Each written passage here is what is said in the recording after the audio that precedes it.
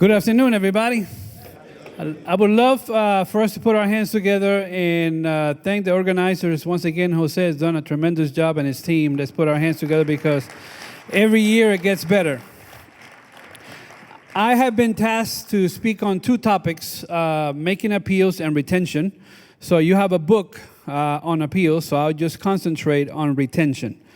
I'd like to tell you in 15 minutes 7 things that you can do to make sure that the people that join your church stay.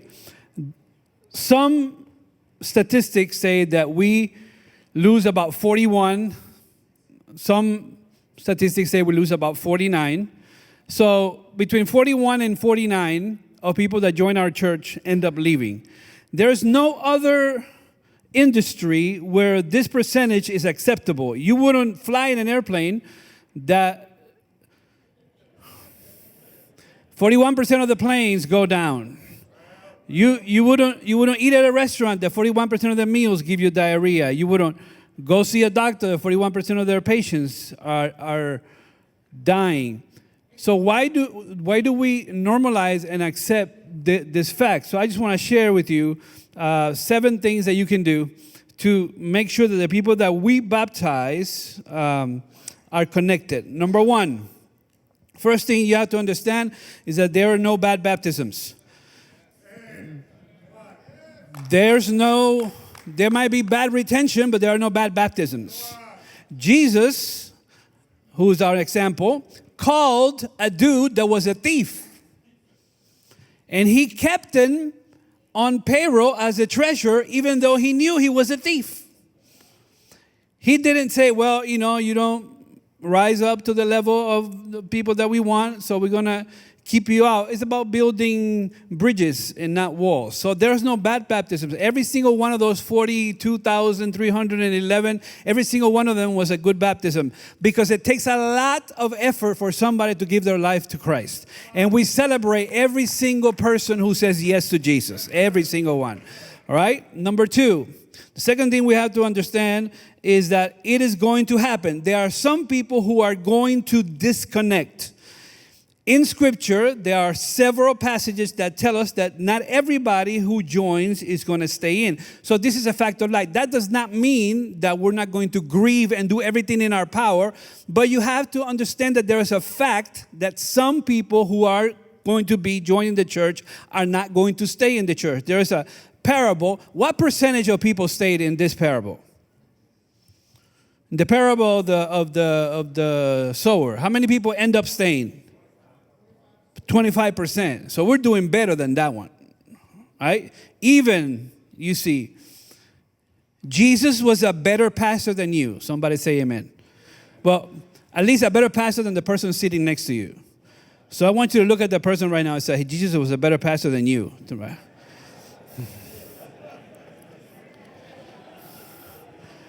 And Jesus, who was perfect, who had no issues, who had no trauma, who had no problems, who didn't have a difficult upbringing. Jesus lost Judas.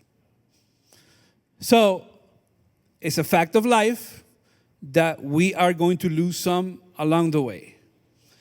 I think at some point in your ministry, you need to focus on the one you need to reach versus the one that always want to concentrate on the ones you want to keep.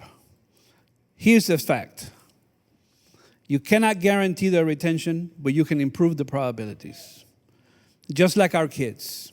Some of us in this room have kids that have strayed from the church and from God. You can't guarantee your kids will choose Christ, but you can improve the probabilities. So how do we do that? You have to understand that whatever you brought them in with, you need to do more of to keep them in. And that has a positive and negative connotation. So, if you bring him in with gimmicks, fear, or bad theology, you're going to have to give him the same thing going forward. You can't bring in crazy and then expect sane behavior. So I don't believe in gimmicks. I believe in compassion, but I don't believe in gimmicks. We do a lot of compassion in our meetings, but we're straight up about what people are going to expect. God does not need gimmicks. Just be straightforward with people. Honesty. For example, there are some people who cover up signs, and they don't want people to know there's an Adventist church there. You know there's something called Google. Like, they know who you are. You don't need to make people afraid that this is your last night. Bad theology. There are churches in North America right now that are growing because from the pulpit, overtly or underhanded, there's a gospel of Christian nationalism that is attracting, and your church is growing for the wrong reasons. You can tell a lot about the church, about the things they choose to be silent about. Number 4, you have to ask yourself, why is this happening? Why is this happening? People don't usually leave organizations. They leave people. When somebody says, I left the church, they didn't leave a building. They left the people in the building, right? So I had to ask myself, why are people leaving? One of my favorite quotes from James Clear is, you don't rise to the level of your goals, you fall to the level of your systems. So you have to ask yourself, what's happening? There's a story, it was a village right by the river, and people were drinking the water and getting really, really sick. I mean, really, really, really sick. But the water seemed clear, it seemed fine, and they've always drank from that water and nobody got sick. So they tried to figure out what happened, and they sent a party upstream to see what was going on, and they found that there had been a storm and a tree had fallen in the water, and a pig with some piglets had fallen in the water, drowned, and were trapped in the tree, therefore contaminating the water downstream. People will make a decision whether they're going to stay in your church before they hear you preach or listen to a song at the door. There's some deacons that have been baptized in vinegar that you have to ask yourself, so what are the systems that we have in place right now? What is going on upstream that when the water gets to them, is contaminated? People don't leave organizations, they leave people. Number 5, retention is engagement, and engagement is retention. I love the way Carey Nieuwhof says it. Engagement is the new attendance. There's a church in Memphis. We did a meeting in that church, baptized 25 people. The next morning, after the series ended, on Sunday morning, the church board got together and gave every single one of those people a specific job to do in the church. They don't sat them down for a year. They didn't say, well, we'll see what we can find. They were intentional. Every single person who got baptized on Saturday had a job on Sunday. Engagement is the new retention. Membership is a byproduct of engagement. My goal in life as a pastor is not to make members, it's to make disciples. And the way to do that is to engage them. I love the way my friend Alan Parker says it. Some churches are a funeral away from a revival because we've hogged the power. And the decentralization of power in the church will bless your church. There's a reason why some churches are 40 members and have been like that for 40 years. Number 6 is my favorite.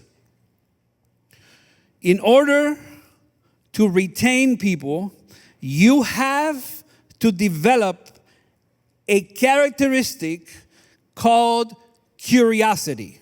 Notice, in our society, we tend to minimize curiosity. We don't like when people ask a lot of questions. In fact, we have phrases like curiosity killed the cat. I don't like the cat, so probably had it coming, but it proves the point. So I have to ask myself, there are three types of people in the world, right? There's three types of people in the world. One group of people are people who are settled. They like the way things are, and they don't want to find out anything else. They don't want to know about AI. I mean, they're finally getting through with PowerPoint. They don't want to know anything new. This is settled people. Then there's another group of people who are curious, but their curiosity is just so they can have closure, and then they stop asking questions. And then there's a third group who are curious, and curiosity is not a bug, it's a feature. And I am asking myself, and I am asking you as leaders and pastors, what space are we making for curious people who are always asking questions? If the truth is the truth, it can withstand any questioning. I welcome your questions. Questions and doubt, who is unexpressed, is like ants in the pants of faith. The worst doubt is unexpressed doubt. I want all the questions. I want people to ask me about why do we do this like this, and what do we do this like that, and what do we do like. The problem is that sometimes we have leaders in our churches who are settled and don't want anything new. Well, we want to change Sabbath school from 9:30 to 10. What?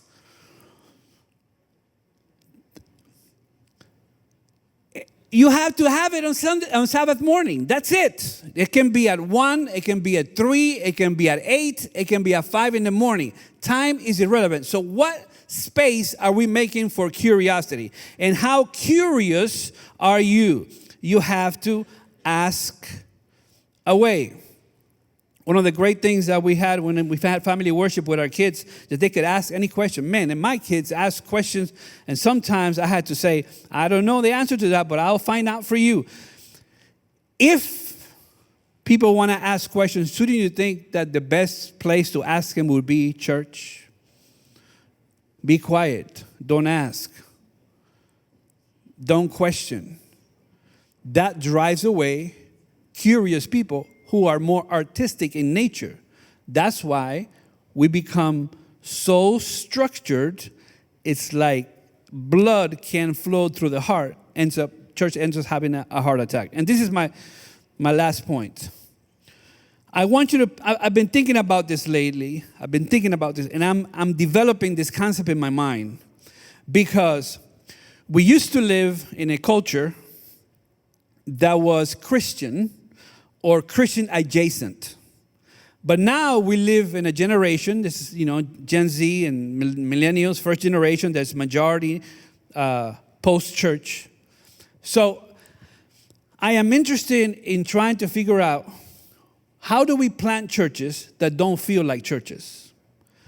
If somebody is in the jail of sin and they come out straight to a local congregation, sometimes they don't make it. Right?